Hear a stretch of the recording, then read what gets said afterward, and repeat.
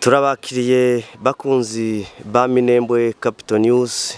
Uyu munsi turi tariki 7 z'ukwezi kwa kane umwaka wa 2026. Imbere ya kamera ya Minembwe Capital News dufite umutumirwa kandi ni n'umukozi w'Imana, aho agiye kutubwira ubuhamya bukomeye bw'uburyo yakiriye umwami n'umukiza wiwe. Turakwakiriye mukozi w'Imana. Yego naje ndabasuhuje mwene data bose abari icano cyangwa se abazayikurikira ndabasuhuje.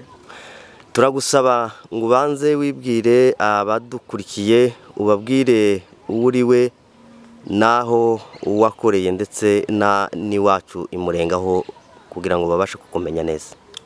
Amazina asanzwe nitwa Ruvugwa Sebatware. Abandi bakunda kunita rya Fideli naryo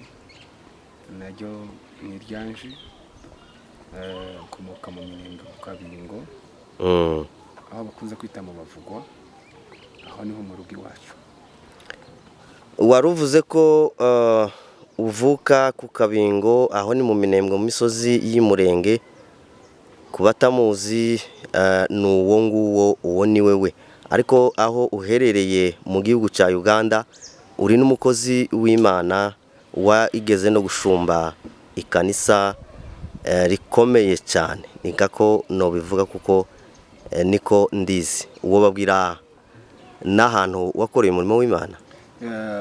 Ubu nyine aho tuvuganira ndi mu gihugu cy'u Bugande. Nagishyizemo 2014 ubwo 2015 ubwo twatangiye umurimo w'Imana hano muri Nyakivale, itorero rya Shekina Glory Church. Mbere tutaratangira Shekina twabanje kuba muri indi yitwa ngo ni Wadi, ariko tuja guhindura tuja mu murongo wa Shekina, nibo twakomerejemo, ni nabwo twaje kuboneramo n'umurimo w'ubushumba. Baradusengera ku Revera. Arakoze cyane umutumirwa akaba n'umukozi w'Imana. Ugiye kuduha ubuhamya bw'uburyo wakiriye agakiza, ubu mukozi w'Imana ugeze kuri urwo rwego. Ese mbere yuko ukizwa wari umeze gute pastor? Mbere yuko ukizwa nari umupagani. Nari umupagani wo mu rusengero, ariko ntarakira umwuka wera. Kugira ngo abantu babashe kubyumva neza, uti wari umupagani wo mu rusengero, ubwo bishatse nko kuvuga iki? Ni ukuvuga ngo narakiriye agakiza ariko umwuka wera ataranzamo. Nuko wari warakiriye agakiza ko mu itorero, ariko utarakira umwuka wera. Narabatijwe mu mazi menshi, kuko amazi menshi ntaza kuraho ibyaha.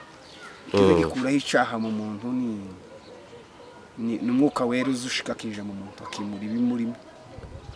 Ariko se utarakira uwo mwuka wera, nubwo nyine wari umukristo wo mu rusengero wabatijwe, ariko utaragera kuri urwo rwego, icyo gihe wanywaga inzoga cyane?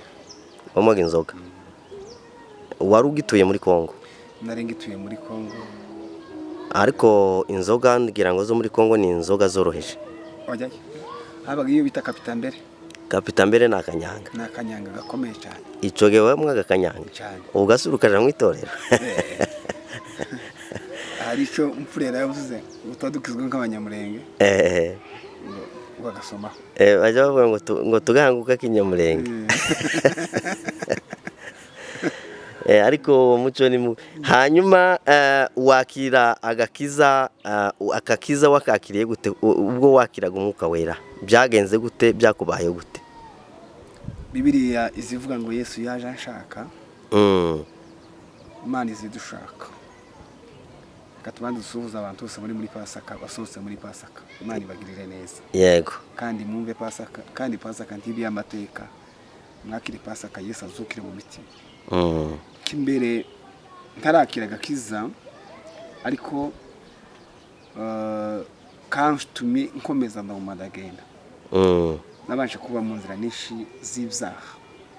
zo gukiranirwa nyinshi numva ko ntaco bimbwiye, numva kujya kwacu wasenga gukora n'ibindi, ariko nyuma yabwo umwuka wera aja kuvugana n'abantu bari mu butayu, ababwira kuko nari maze kugera habi cyane, nari ngeze ku rwego rubi, nari mfite n'amadirede mu mutwe, wari ugeze kure cyane, numvaga naratandukanye n'Imana, ariko abakozi b'Imana baragenda barasenga, basenze Imana irababwira ngo urabaheza amateko,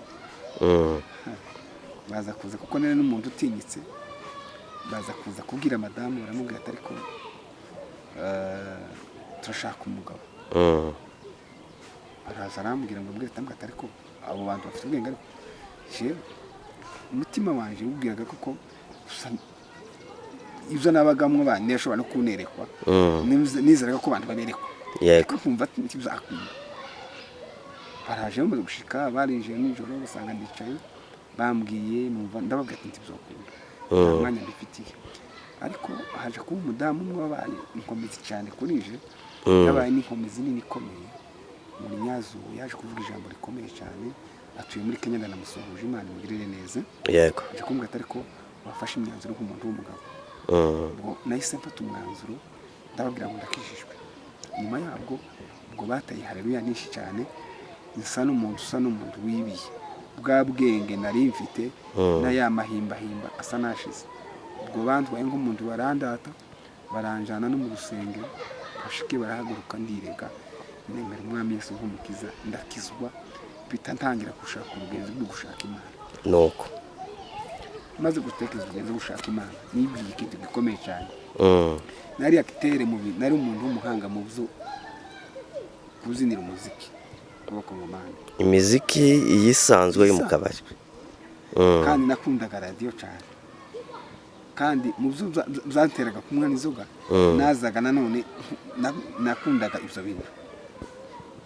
Hanyuma umutima warambwiye umunsi nakijijwe, urambwira ngo nimba nari umuhanga mu byo kunywa inzoga, ngomba kuba umuhanga mu byo gushaka Imana.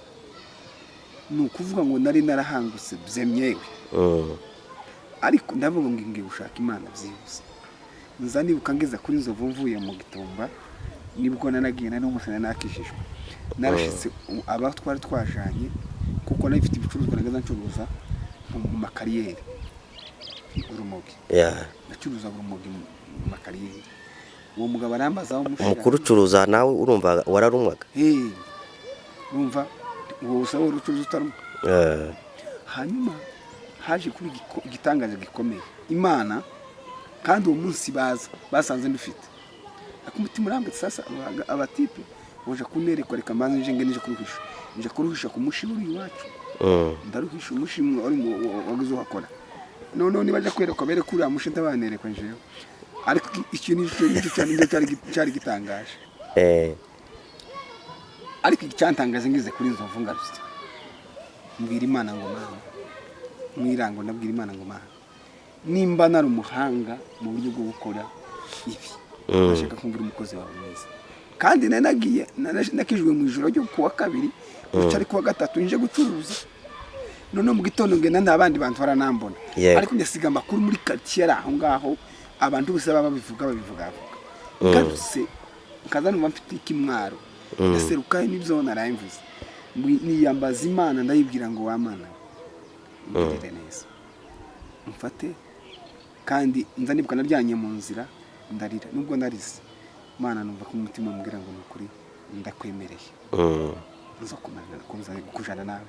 Narashita bacu twasangiraga, hari umukozi w'Imana mwiza, Imana imuheze mu gushinda musuje Shikama, Bishop Shikama utuye Bujumbura, twakoranaga cyane n'inshuti yanje, twakoranaga muri umurimo, yaraje aransura, arambwira ati ariko uzakugendeye gute, ndambwira ati si imbaraga zamfashe, simbizi, sinzi ayo navuze, arambwira uko amagambo y'abagore baramufashe, ndamubwira ngo ntabwo ariyo, usibye izo mbaraga zamfashe zirarenze izo twatumwa zikimura, izo mbaraga sinuzibu sinzi.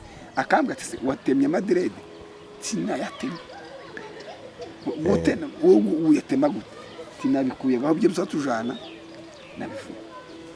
Icyo gihe nyuma yabwo nahise dukomereza Imana ije kumufasha na mu byumweru bibiri yahise yemera duhita dukomezanya umurimo nawe. Twahuye n'imbaraga z'Imana.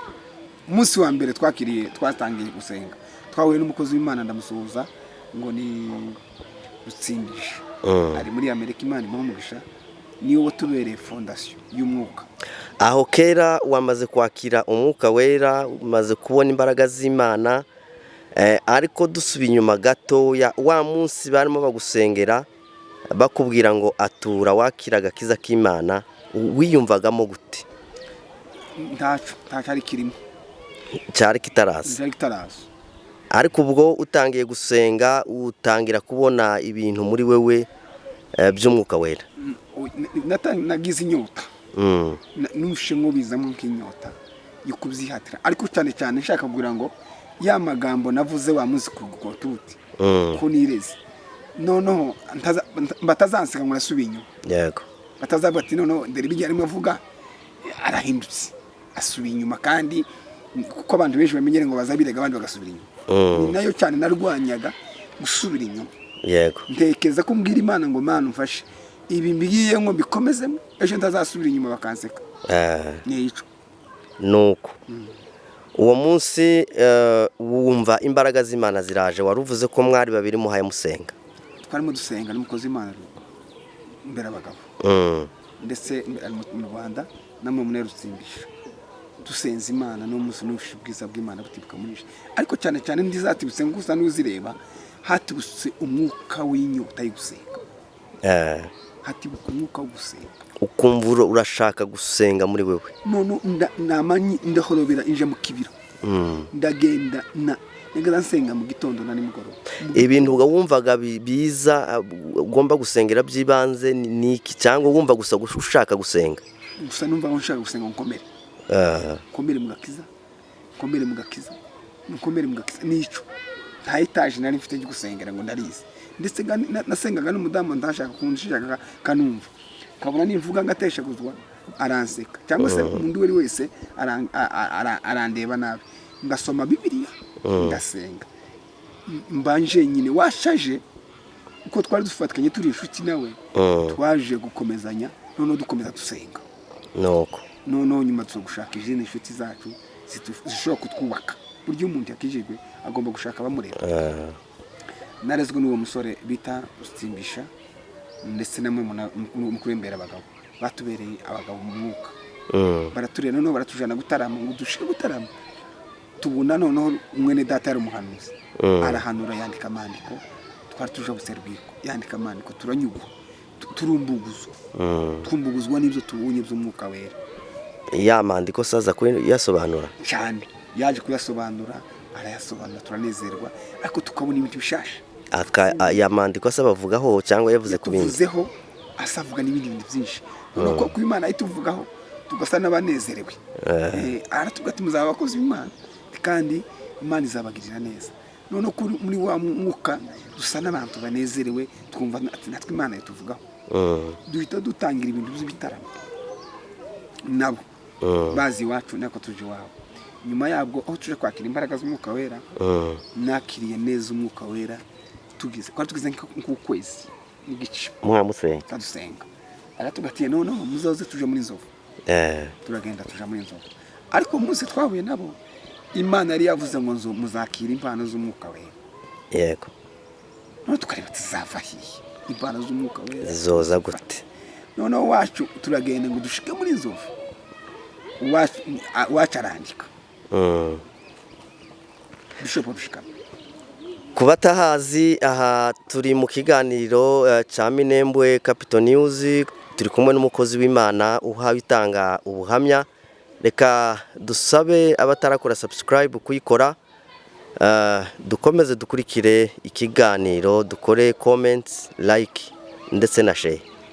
Waruvuze ko mwagiye muri Nzovu ari naho mwakiririye umwuka wera, ariko kubatahazi aho muri Nzovu ni mu butayu. Ubutayu ni ahantu abantu bajya gusenga hiherereye, ni mu kibira cyangwa se mu ishyamba ryitaruye imihana y'Imurenge ugana mu majyepfo ashira uburengerazuba bwa Minembwe.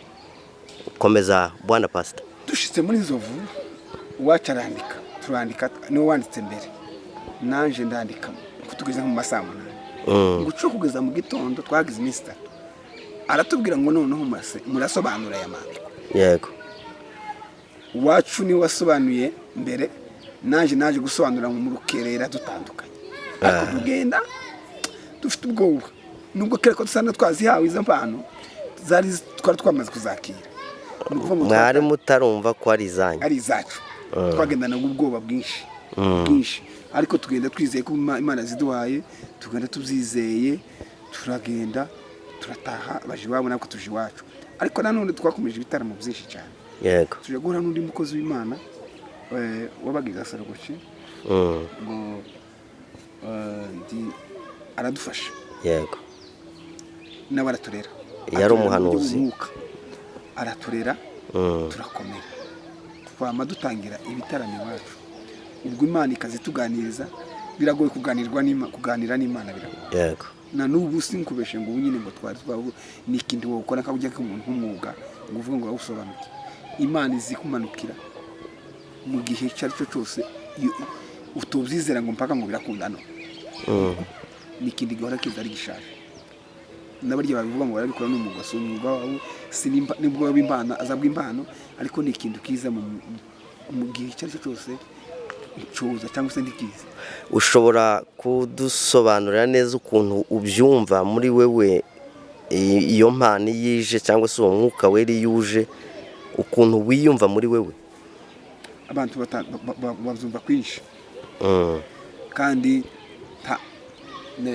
babyumva kwinshi kandi abantu bagiye babona kwinshi gutandukanye umwe agira ukunda akagira ukwi ndagira ukunda akagira ukwi ariko ubuzendo kwanje sinzi ko no kubabwira yego ubuzendo ngo abantu babe ngo kumva kuko ndivyo oya nibyo byiza ibintu bitagaragara ni ibintu bizabiza bikizana nyine gutyo ariko ndashobora kubipanga ngo biza gutya ngo numva bimeze gutya oya ariko gusa ni ikintu cyamaze ico gikuvisha uhereje gihe nagitwaye imyaka myinshi kugira ngo mzumve kandi nzakira enoko kandi nabyo n'ubu ngubu sinokwemera ngo nuvuga ngo 100% kuko ni ikindi gisobanura umwuka wera asobanura yego ni ikindi cy'umwuka wera tiwagipangira coza cyangwa tikize kizige kindi genze natikize gituma abantu benshi barimo gutanganika cyane bakora impano y'ubuhanuzi bumva kuko ari ikindi boza bakorera buri mwanya nk'ikintu giteretse aho ngaho oya yego so kunda cyangwa se Imana yavuga cyangwa ntivuge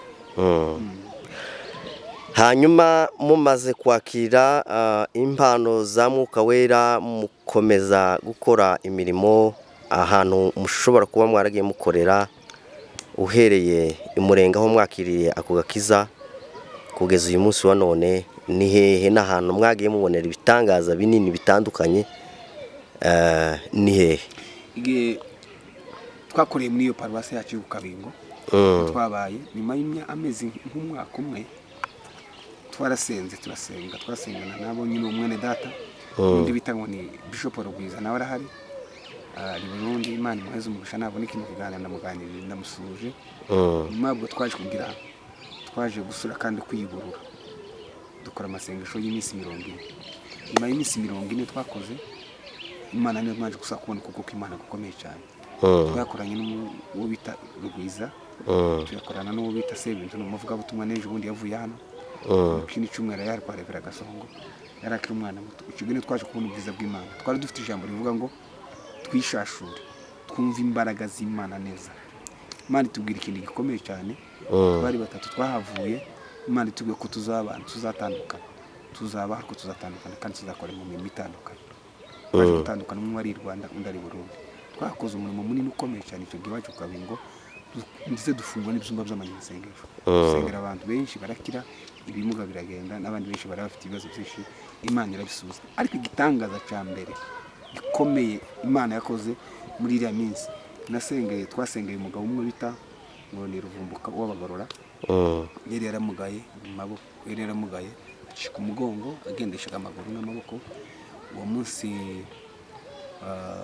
Imana yakoze igitangaza yaragize iminsi yaragiye ku bitaro ntibizakunda ariko nicyo gitangaza nshaka kuvuga kimwe n'ibindi ni byinshi ariko icyo gitangaza Imana yaduhamagara umunsi hari mu mugoroba turagenda hari 5:00 z'ijoro tugeze mu wiwe dusanga araryamye turamuzusa ahageze turamubwira Imana nayo tugati arahaguruka agenda umurebaga ukundi yarapfukamye hariho abasore twari twajanye hari umusore bita ngo murabona bashima Imana undi musore banimbarira nabo babahiga twari twajanye n'abana banje nagira ngo nibantazika nagongera twaje twari batanu gutya aho dushitse tuzokuje umudamu aravuka turamubaza aratuma umugabo ntazagenda tubati ngumuzotsa arasa amaze gushika ashika mu kirambi cy'iwacu arapfukama nyine yarapfukamye maka yo bazabye ngo ni maka ubwo twasenze Imana ikora igitangaza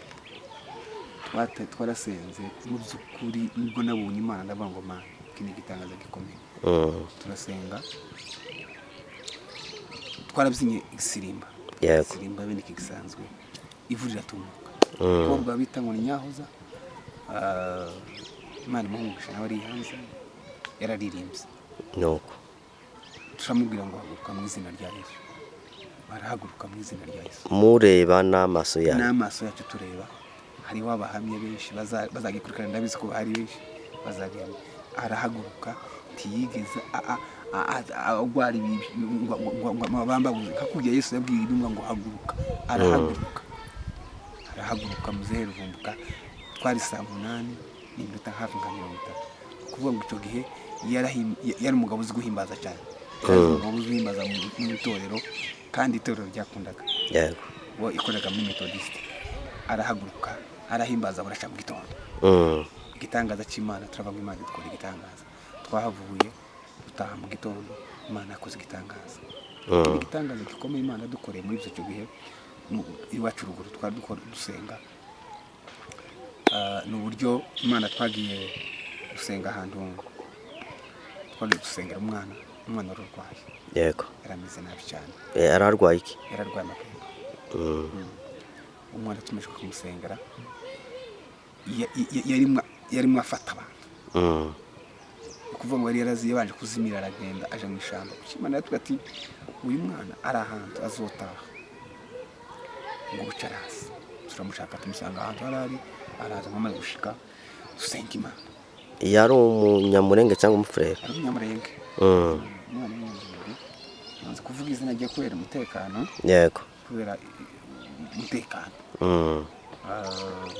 ariko twambiranye iminsi ariko Imana yaje gukora umurimo wayo ukomeye cyane nubwo abantu bari baduteye cyane batwirukankaho batekeza kuko Imana yacu idakora Imana yacu yaje gukora umurimo twari kumwe n'uwo nyine Rugwiza tukabana n'undi mwana wa Senyeri aho muri ubwo butayi bw'iminsi 20 Imana yakoze umurimo ukomeye cyane izuru umwana arazuka n'ubu n'umugabo uhari arakomeye yarashatse afite urugo kandi icyo ni ikindi gitangaza nabonye nirebeye n'amaso yanje baje bamwikorera abantu 6 bamudushitsaho tumurebye twumva bifite tugize ubwoba ariko twamusengeye muri iryo joro turageze mu masaha 6 ya mu gitondo tuja kogana nawe ku ruzi abantu bose baza bagasanga rero ko twaragiye nta muntu wagize dushikaho abantu bagiye kumva amakuru umuntu yarakize rero Imana ishimwe kuko yadibana natwe mu bwo cyane rwose igitangaza naco ndakivugira iri haruguru muri ibyo yaravuze ngo sinabarimisha y'Imana ni myinshi nizo tuhavuye nize theology imyaka 3 muri Kenya ndayirangiza muri Eldoret arahabo twiganye muri theology ngarutse nanone ubwo nemeze kwa Mwuka Wera nyuma maze kwiga theology naje gusura kandi gusubira iwacu ruguru ndahava ndagenda ariko Imana yakomeza kumbwira gutangira umurimo w'Imana ntabyumvaga sinumvaga gutangira umurimo w'Imana ko ari jewe muri jewe byinshi yakomeje kumbwira ko uje gukomeza kuba mwivuga gutuma sinabyumvaga ndetse ndahunga Imana reka mbabwire guhunga Imana kujya kwa Yona nahunze Imana muri 2014 urwo rwanje rwari rumaze gushika ndahunga ngenda nije mirimba nije ahantu imirimba ubwo ni mu biraro by'inka ngeze mu biraro ndagenda mbika Bibiliya mbika n'ibindi bintu byose ariko ijwi ry'Imana rindiho ijwi ry'Imana rikindiho yakomeza kumbwira ati uzotangira umurimo w'Imana niba ari ikintu kiza gitera ubwoba gutangira umurimo w'Imana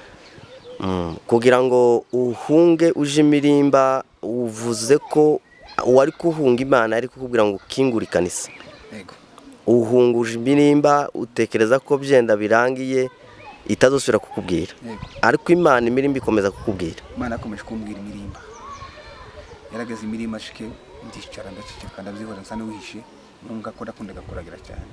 Ariko nanone ijwi ry'Imana ntiryaretse. Haje kuba mu kwezi kwa kane natangaga ko nabonye Imana.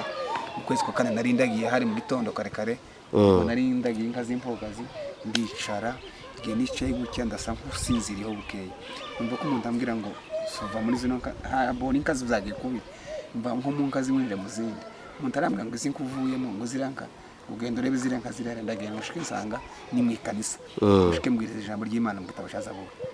Ubwiriza se abantu barimo? Tabo nari nk'umwiyereko, hari mu gatondo kare kare gutya mzutse, Imana ni igitangaza. nsa n'uzutse, ndabwiriza, mbona ko mpaguruka mu materaniro ndabwiriza. Umaze kubwiriza nza nibwo nabwirije iri jambo rivuga ngo timukicane n'abakobanyi, kandi mbona ndibwizanyije umwuka mwinshi, nta na Bibiliya nari nzifite Bibiliya gusa, sinanasengaga gusa niri mu mood y'ikirara.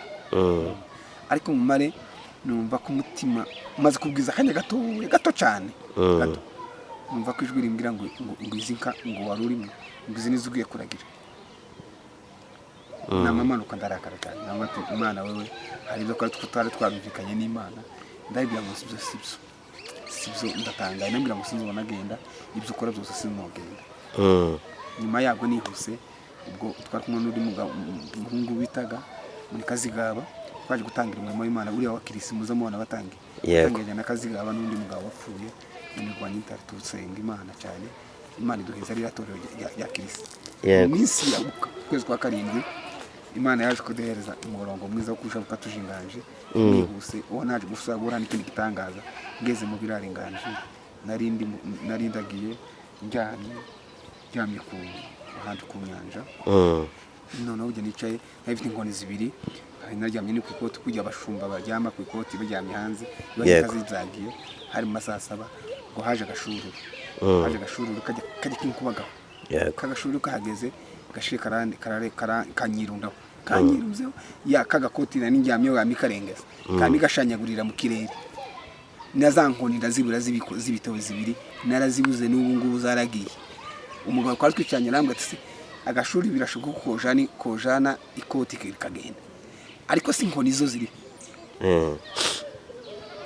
Mubi bitangaza by'Imana.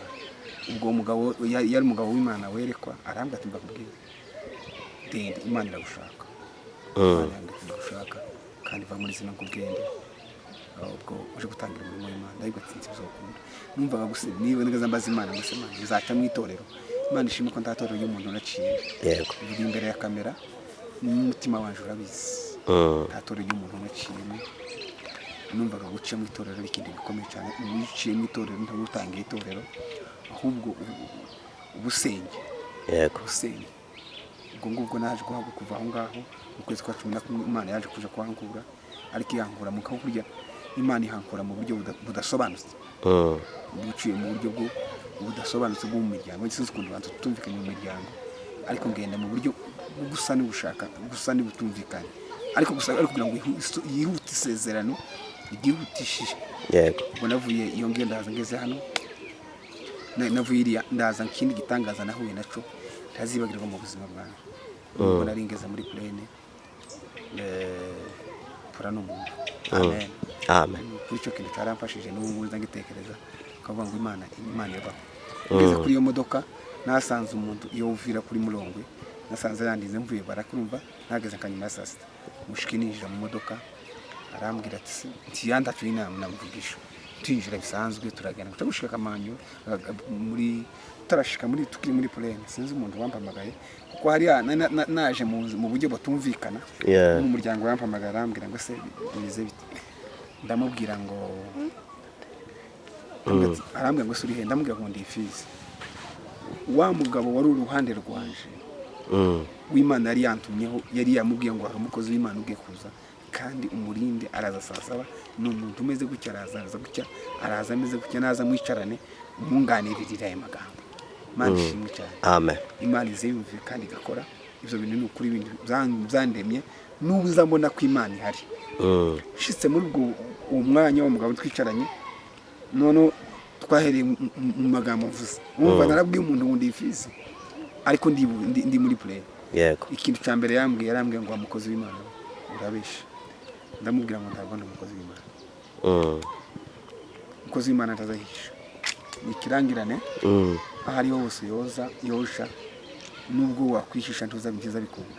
nuko Yaje gukora ikintu gikomeye cyane, twese dutangira ikiganiro nawe nza nibwo nongeye kandi gusaba gufata umurongo gufata umurongo nyawo. yego Ambwira amagambo menshi yeretswe ibintu byinshi, abwira ukuntu Imana yamundinze n'ukuntu yandinze n'ukuntu Imana yamuneretse n'ukuntu yaninje yararinze. Arambwira ngo n'umunyeshu, arambwira ngo none yamambwira tujabutse kuri douane nza nibwo tujabutse, yamambwira ngo mbwira itorero imbere yawe. Ndamubwira ngo itorero simbyumvishishe, gusa turasenga ndasakana nongera mu imbaraga z'Imana. Ubwo nibwo nase gufata urugenzi naje gushika hano, ubwo nibwo twaje kuja gutangira umurimo w'Imana kugeza ubu. nuko arakoze cyane. Ndabona n'amasaha arimo aricuma n'umwanya wacu urimo urarangira.